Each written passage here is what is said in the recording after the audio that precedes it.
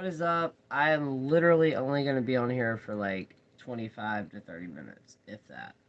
So, please take that in mind. I tried going live on my TikTok, and, well, let's just say that did not go according to plan at all.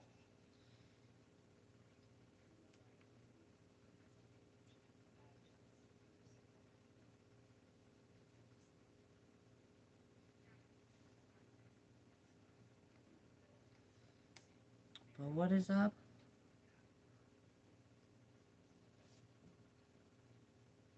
Hello.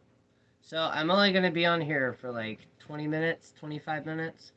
I was originally going to go live for like a full hour, but normally I try to do both YouTube and TikTok.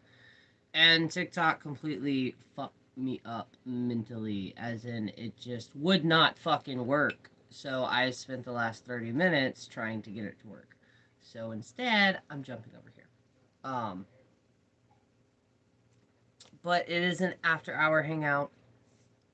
Yes, yes, yes. I may actually. Hello, I'm doing good. I'm doing good. See, it's weird because there are benefits to going live on TikTok, and it's not even the gifts. Thank you. But it's not even the gifts because when I found out how much TikTok actually takes from the person who sent it, um, I don't want that anymore. But I can reach more people, and then I can also more people can discover me. So like it's that 50-50. But I also love this because I have more freedom over here. As in, if I want to light up a cigarette, I can light up a cigarette. Um, so it's that Heinz 50, 47, 57, whatever the fuck it is. So I thought I would jump in and hang out. Oh, excuse me. I was originally going to go live earlier, but dinner took longer than I thought to actually cook. And then ADHD brain. Like I walked in there to grab something. As soon as I walked in the living room, my entire brain spaced. And it was to. I randomly brought out my pendulum and then my other pendulum. And then I also have my tablet because I was going to do research. Can I email your. I've been waiting to get a move for. Of course you can. My email is firelotusthewitch@gmail.com. Um, Also put in there, though, that you're from YouTube. Unless your username is the same. Because I'm pretty sure I've talked to multiple people in my email that I know up under a different name. And I'm really bad with names. So, um, and then I'm also annoyed at TikTok because I don't know why it wouldn't go live. But anyways, I most definitely will. Okay, okay, good, good, good, good, good. But yeah, no, with email it works better for me because I actually can organize it. And if you did not know by the thing, I have taken my Skittles for the night. Thank you, thank you. They were both a gift. Um, and this one, the biggest one that I had, it had a crystal on it, or selenite one. And I went to hang it up where I have my jewelry hung up at, and the fucking cord wasn't fully latched, so it went straight down and it broke in half. But I still use it. Um, and then I also still use this one. By the way, for anybody who did not know, you can literally create anything from a pendulum. But pendulums are really, really good with connecting things with energy. You know how I've talked where even if it's a candle, herbs, and oil, or if it's crystals and a candle, or even a poppet, literally anything to do with magic, you can do the same thing with a circle. What is up? Oh my god, what is up? Um, I've not talked to you in a while. Um, but you can use pendulums to connect that energy, to connect your energy with something else. You can also use it, like, say, this one right here. It's the Tiger's Eye, confidence, every characteristic that Tiger's Eye have. You can also use that, or any other crystal you're using. If you're using a crystal, you can use that and then push your energy through it to push its correspondence out into a spell. I use a lot of the times I use pendulums, especially if I'm inside with connecting with different energies. And then if I'm outside, I like to use either knives or technically it's a letter opener or like a miniature sword that my partner got me that I use, but that also corresponds with the fire element because in certain traditions with witchcraft, each element is assigned with an actual tool that through your element, specifically your birth element, so it's like a zodiac except for it's north, south, I mean earth, air, fire, and water. Depending on which that is, you'll connect with a specific tool not more naturally versus going out and buying a tool to do with witchcraft that you haven't really used. And to me, I can say it's true because most things that go with the element of fire, and then also I am an Aries that goes with fire, I'm very drawn to. Fire in witchcraft, normally there's an athame or a sword involved, depending on what type of craft you're doing. Um, and there you can break that down to a tree, an herb, a tree, an herb, a crystal, multiple ways you can break that down and incorporate that into your practice. And then there are certain practitioners, a lot of people call north, south, east, and west. We all know that are a different direction, or a different element with the direction, but it's normally north, south, east, and west. There are some people and some practices. Some of them are technically closed because I do believe this comes from natives, um, or I forgot the word that I was about to say. I'm an earth sign. Okay, hold that thought. Let me see if I can look this up really quick because I do not have a book. I only have two books that this has it in. But hold on really quick. Let me see if I can look this up. Um, but with natives or tribal, instead of calling upon a direction, they'll actually call upon an animal, like a salamander for fire. And I actually used to do that before I could get enough material or internet time at the library to. And by the way, if you've done this, then you understand the struggle. There were a lot of schools that, when it came to online, like using the computer, specifically in computer class, but luckily, I'm 99% sure my computer teacher was a witch. Um, and the reason I say that was because when we went there, we had like they gave us these envelopes. I'm also connecting my tablet and shit to the internet. I've not forgot what I was talking about. But there was an envelope and we had to design them that we would put like our flash drives in.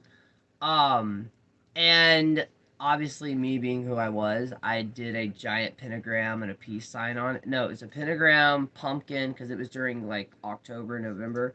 Um and she called me up to her table. She always had candles lit. Halloween was her favorite holiday, and she was the only teacher that like my pentagram that I wore because I had multiple ones that I wore. They didn't affect her whatsoever. And she called me up there and she's like, "I fully understand this symbol. I love the fact that you have the courage of like the school that we're in to actually represent this, but I believe it would cause issues with other students." And what she meant by that was our history class when we got to world history, where it went over like Buddhism, basically the major other world religions, the major ones. They literally, the first day we went over it, we had 4 or 5 students complain, like try to interrupt the class and complain. And then the following day, the teacher was called that night, and we had to basically skip that entire section. It sucked. But I actually got to look up shit. So instead of properly learning how to use the computer, as in like memorizing the typing and stuff like that, I got to look up a couple of things about Wicca at that point. Let's see.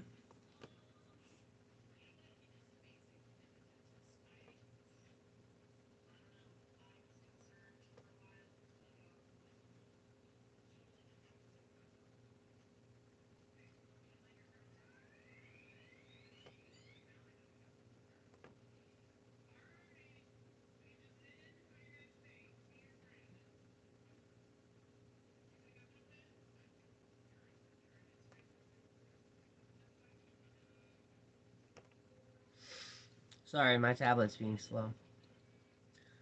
Quartz where holds all kinds of magic and makes it hard. What are your thoughts about quartz pendulums?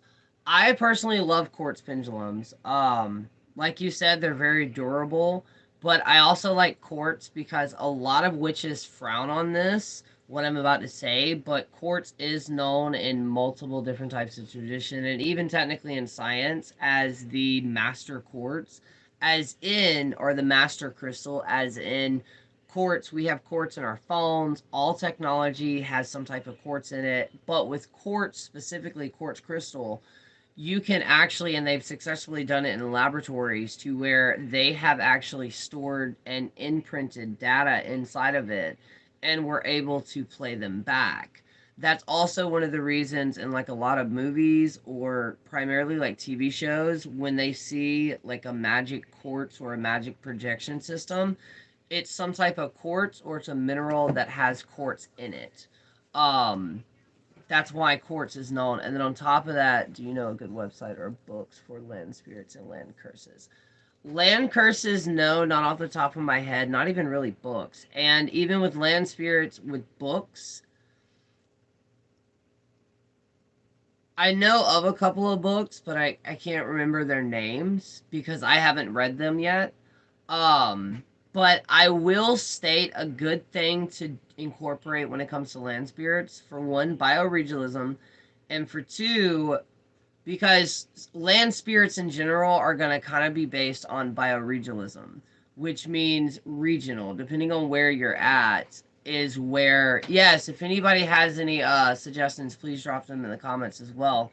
But land spirits are going to be kind of in a way like natives here in the US. um I think that's the most proper way to say that. um they're regional. So like this group of natives and this one, they're not going to have necessarily the same beliefs. Land spirits in general, it's a mixture, and it, from what I've understand and from what I've gathered from the research that I have done, it also depends on the person who's writing it that's interacted with that spirit that's projected that. So it's a like a PG, a personal experience. And the reason that I state that is land spirits are going to be different depending on where you're at.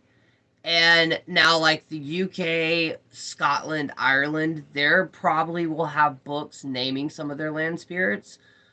But I would suggest looking at native wise, find out what natives were in your area where you're at.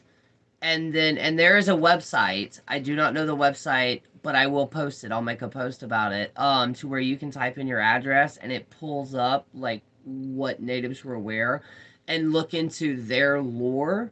Not necessarily folklore, just look into their lore when it comes to like cryptids or creatures, and that will give you a baseline, and then you can go from there. Because depending on the witch, like with me, I believe some land spirits could be native spirits. I believe some land spirits could be like elementals, to where they're not necessarily, they don't have human attachments or anything like that, but at the same time they're intelligent. um so in a way, and that's the reason I've had a hard time like conveying certain ways. Like I've been asked that a lot, and it's because to me it's like a personal verified experience, a PVC, whatever the hell it is. And it's going to be different for everybody, or a UPG, I think that's what it's called. But as long as you can read energy or spirits, and specifically with land spirits, they can also physically like, imagine if you had a day where there was no wind whatsoever, and then all of a sudden you tried reaching out and connecting, and there was a strong gust of wind that blew through. Normally, that would, in my practice, that would be the land spirit interacting. Or if, say, you had birds chirping everywhere and you walked outside and you started whispering to the land spirits, and then all of a sudden it goes dead quiet. That's a example of them reaching out to you. I agree with the different Demerosos. I know that is okay, cool. I didn't know that he had a book on those things. I have tried to find the history on the property, and the furthest I've found is the early 2000s, except my house was built in 1942. Okay, depending on, and you probably already know what I'm about to say, depending on, besides that, try to go to like the library, the historical place that that town has, where they'd keep all the records, and try to get more research on that. Because what it also has, since you have an older house, there are some, and a prime example of this, slightly different, but prime example, in some Appalachia areas when it comes to the graveyard or cemetery, depending on if there's a church involved or not, they believe that the very first soul or very first spirit that was buried on that property and in that, like, area becomes the guardian of all the other spirits that will eventually be buried there, right? So, with that being considered, outside of an elemental, imagine the very first person that passed away on that property became its guardian, and or land spirit, especially if it was a farmer or something to do with agriculture. Because anybody, I personally believe that when it comes to hauntings, if that person in their life, like everyday life, worked with the earth like a gardener, even if it's a small garden or on their property where they tend to it, they kept it up, they planted things, they fixed things that could damage it, things like that, you grow a connection to that land because the land itself has a spirit. And depending on what you believe, like me, I'm an atheist. So, on top of our land having a spirit, our house has a spirit, and you can talk to it, you can communicate with it, and to the point where if you build a relationship with it, if something's about to go horribly wrong, you'll basically be notified. Same with land spirits. But with land spirits, they have their own personality, so it's not working with, like, and you probably already know this, I'm saying in general though, it's not like working with a deity, because a lot of deity work, especially now because of the internet, it's not just like reading a book on that deity. Now, due to the fact that you get to experience other practitioners working with this deity, you kind of, overall, it builds a personality. The way that our brains work, it kind of imprints certain traits onto how your deity is. And then you also incorporate your own brain, your own personality, and how your brain works to understand things and to break things down. That in itself is the experience of working with the deity.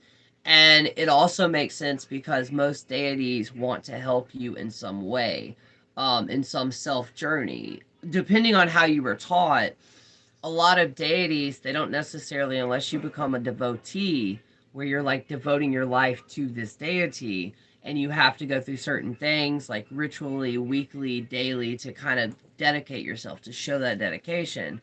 And that's also in Wicca and other practices where certain tools are no longer used now because, weirdly enough, with everything going on in the United States and in other parts of the world, it's considered barbaric. But it's basically a whip. That also can be linked to multiple other practices that's not even really witchcraft, spiritual and or religious practices of where it was self-inflicted harm as a repention. No, YouTube, no way, shape, or form am I encouraging this use at all.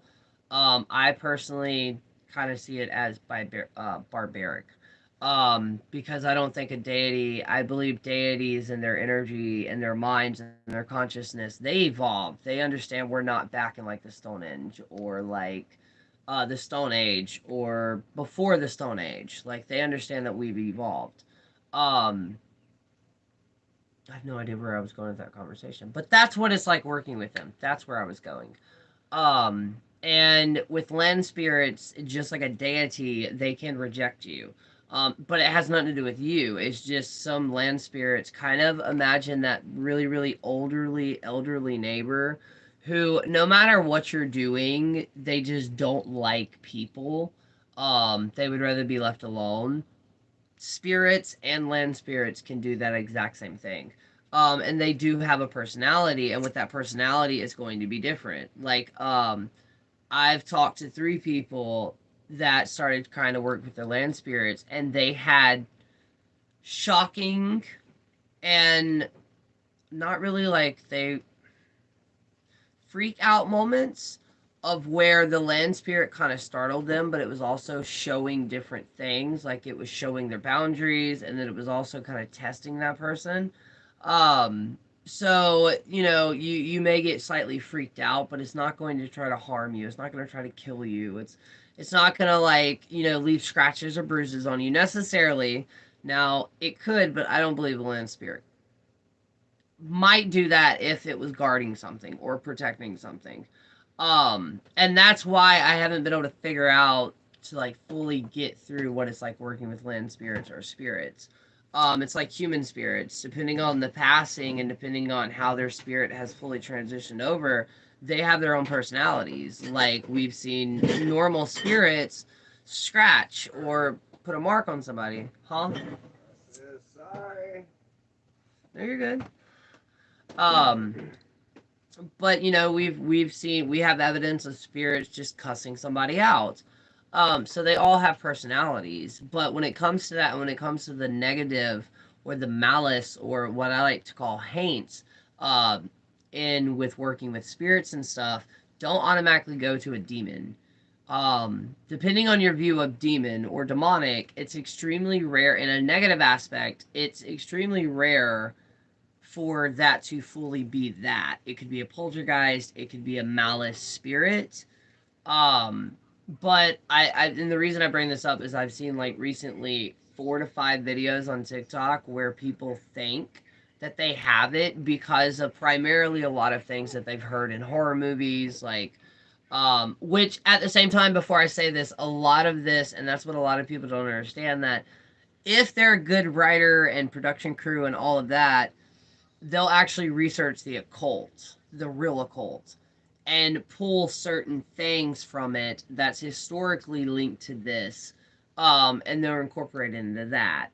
Some people have even hypothesized, and I think it bleeds into the modern day pop culture goddess area, god and god area, where basically certain celebrities or certain characters that have like been in cult movies, like Nancy or Sarah from The Craft, or the original Charmed ones, and then the fourth Charmed one.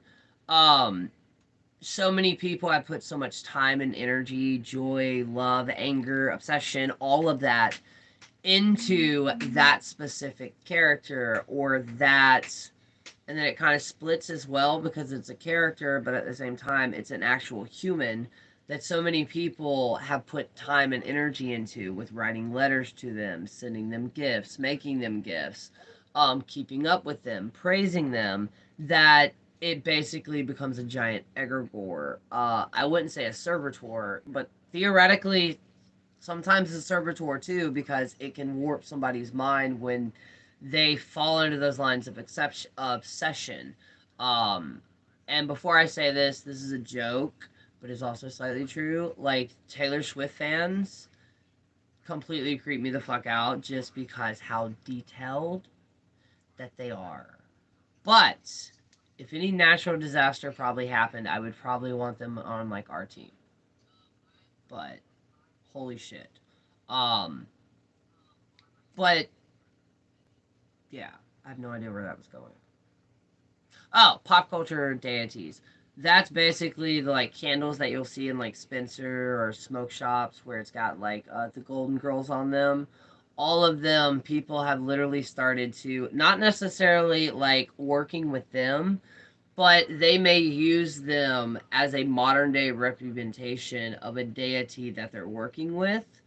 Especially like Loki. Most people now, when they consider or hear the name Loki, they automatically think of the actor who plays Loki.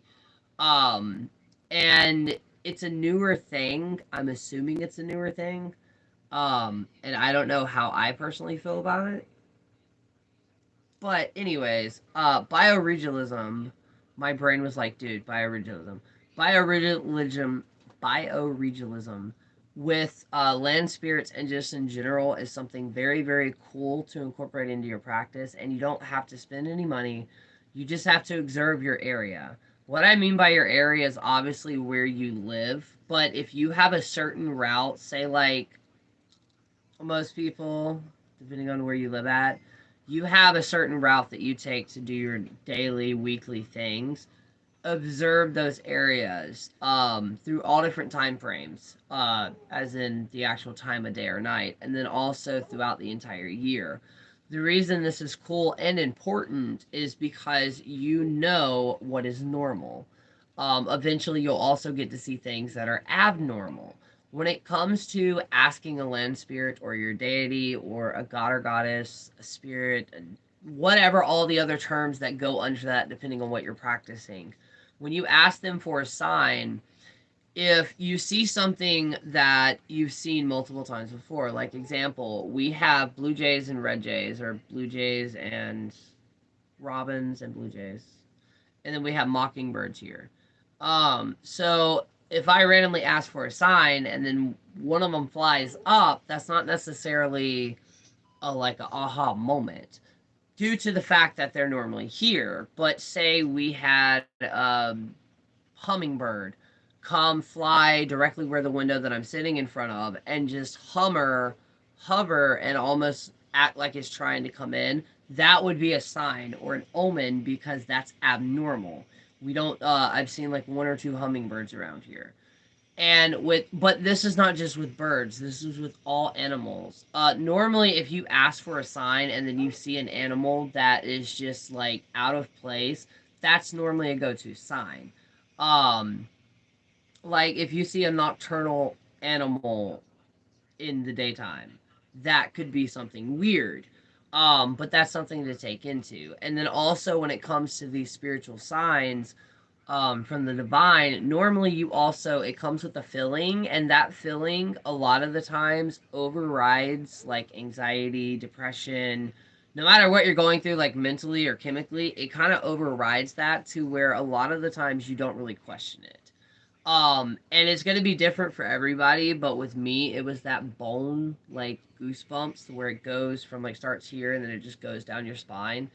It was that, and then multiple other sensations all at once. Or a lot of times I'll just get like a shiver and it'll give me goosebumps on both my arms. When I'm talking about certain things, in my lives or in videos or in conversations, and I start speaking something, and or I activate my clear cognizance, where basically I'm just kind of pulling something normally I do not know, but it just kind of pops into my head. Or if somebody tells me a story and I give them a response, but I may be unsure of that just because I'm also human. Spirit sometimes will give me chills and like full on goosebumps to where my all of my hair on my arms are standing straight up, and that's my validation, but it may be different for somebody else. Remember, your brain and spirit, whether that is actual spirits or divine, whatever you want to call it, I like just saying spirit. When spirit connects with you or sends you a message, your brain will incorporate it into a way that you yourself will know, okay, this is that sign. Um, and it's going to be different for everybody. And the baseline example is the shit that they taught us in school. Um, Depending on if you went to public school and what your state was, it was just remembering shit. It wasn't figuring stuff out and learning it, it was remembering the steps to do it. That did not work with me. With me, to learn something, it has to hold my interest. If there's no interest, then whatever I read or learn just goes through one ear and out the other. Um, Sorry about that. Um, and you can tell that with my content online. Like I won't. There's a lot of things that I won't talk about because it just doesn't hold my interest. Um, but yeah, working with your land spirits, you can benefit in multiple ways as well. Um, you especially if you're a gardener of any sort, if you keep bees, anything like that, you can ask your land spirits, and sometimes they'll physically show themselves. I've seen two of them, or what I'm taking as land spirits or elementals, which were giant glowing, a ball size of like a volleyball or like a miniature beach ball. Like it was abnormally big, it was like this big, It was solid, and I'm in Tennessee now and from here, but I live in an apartment building. I went into Google Maps to look around my apartment building, and the real is a cemetery in the woods. I looked it up, and it goes back to 1800s. Oh, holy shit! Okay, with those woods and that cemetery, if you try to go out there and find it, please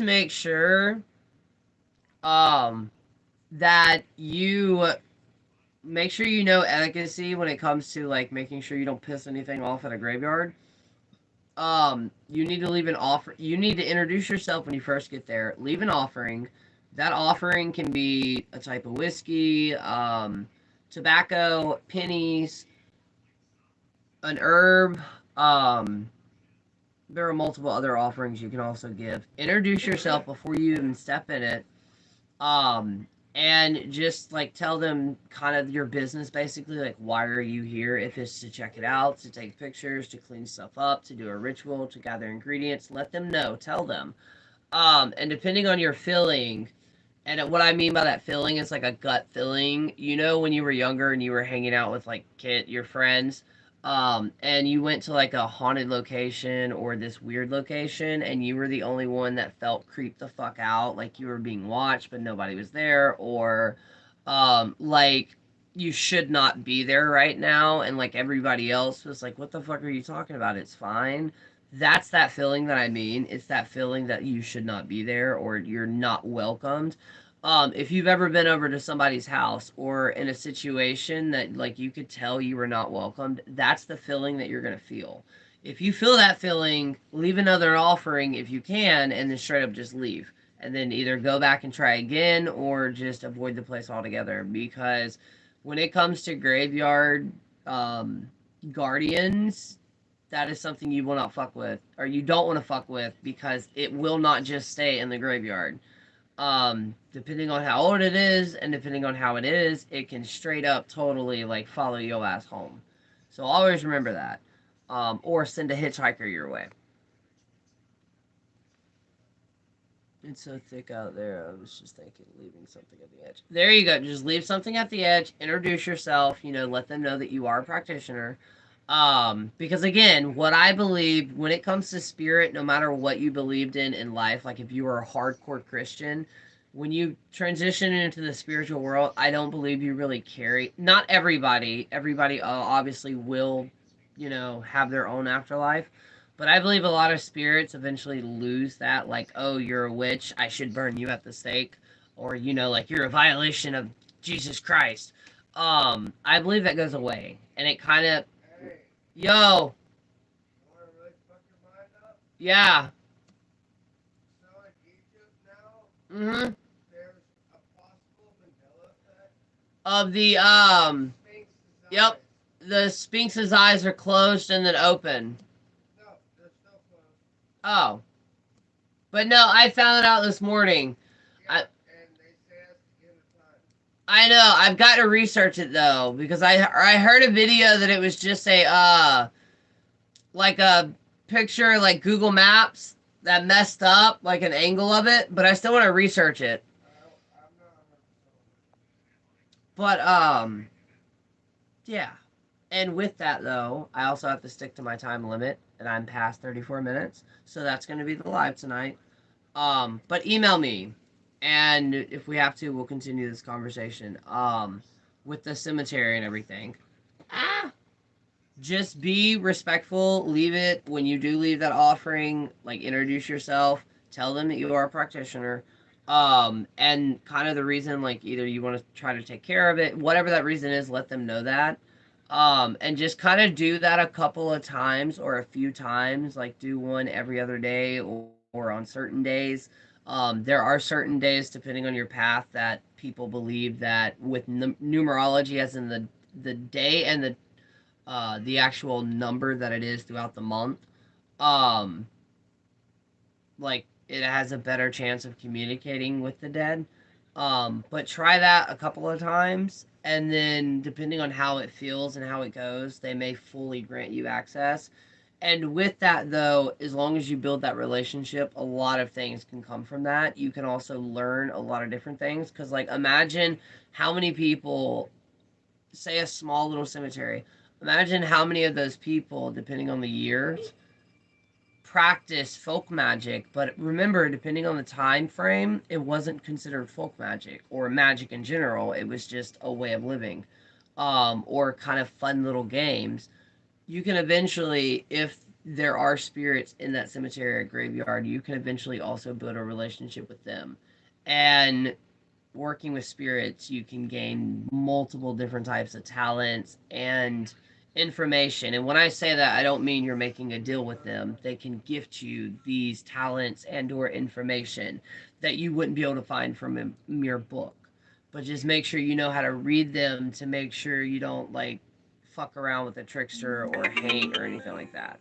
But yeah, with that being said, if you're replaying this and you made it this far, drop a magical quote in the bottom in the comment section, or an inspirational quote. It's great to see you. Blessed be. Thank you. It was great to see you too.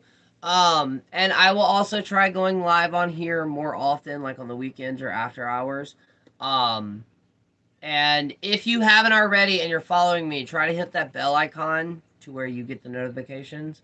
But yeah, and if you do have a TikTok, I go live every other day as long as it's a good week. This week is up. But anyways, um, yeah, if you've replayed this and if you made it this far, hello. And yeah, thank y'all so much for joining me, hanging out, asking questions. And if y'all do ever have a question, do you want to book a reading, custom spell work, you want to have a magical consultation, or you have a magical question about your path, email me, firelotusthewitch@gmail.com. I will get to it and answer it and help you out in any way, shape, or form that I can. Um, we are still doing the community honey jar. I have a post and a video made on that in my shorts. Go check that out or just email me about it. And then I wanted to let y'all know starting next Monday, I'm going to be doing a week and a half long sale on my full readings. So Oracle readings starting Monday will be $10 for a full one via email. So yeah, if you want to book in advance, because I only do 5 readings per day during that time frame. So if you want to go ahead and advance early, you don't have to necessarily pay, just like put a date down, let me know. Go ahead and email me. So yeah, until then, I'll talk to y'all later. Peace.